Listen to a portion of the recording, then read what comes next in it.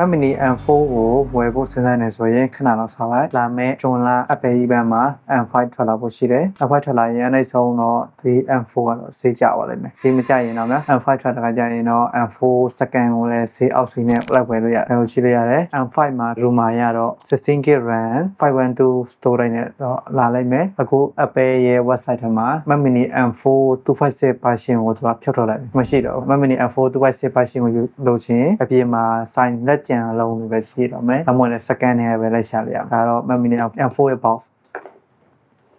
M4 Mac Mini M4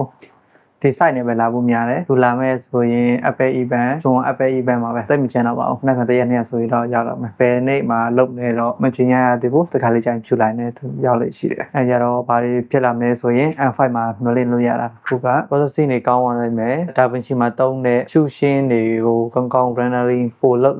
နိုင်မယ် TSMC ရဲ့3 nanometer processor M5 series ဖြုတ်ရမယ် Wi-Fi Bluetooth 6 ကို support လုပ်ပေးမယ်ဈေးနှုန်းကတော့သူတို့ခန့်မှန်းတာတော့900နဲ့800ကြားလို့တော့ပြောတာလေဒါပေမဲ့ဈေးတော့100တော့ပိုကြီးသွားလိမ့်မယ်4ကျတော့999ဆိုတော့ M5 ကျတော့ M4 ရဲ့ပုံစံတိုင်းကိုသူကထပ်ထုတ်မှာဒီဇိုင်းကတော့သူရဲ့ချိန်မှာမဟုတ်ဘူးဒီဇိုင်းကတော့အဲ့တိုင်းပဲဆိုတော့သွားမယ်ကျန်တာတော့အထဲမှာပါတဲ့ spec တွေအကုန်လုံးကသူကချိန်မယ် storage ကို512နဲ့စမယ် M5 ပြောရမယ်ခဏတော့စောက်လိုက် okay နောက်ဗီဒီယိုမှာဒီကောင်ကြောင်းကျွန်တော်ပြသွင်းတာအကုန်လုံးက DJI Mic Mini 2 focus အားကျေးဇူးတင်တယ်နောက်ဗီဒီယိုမှာတွေ့ကြအောင်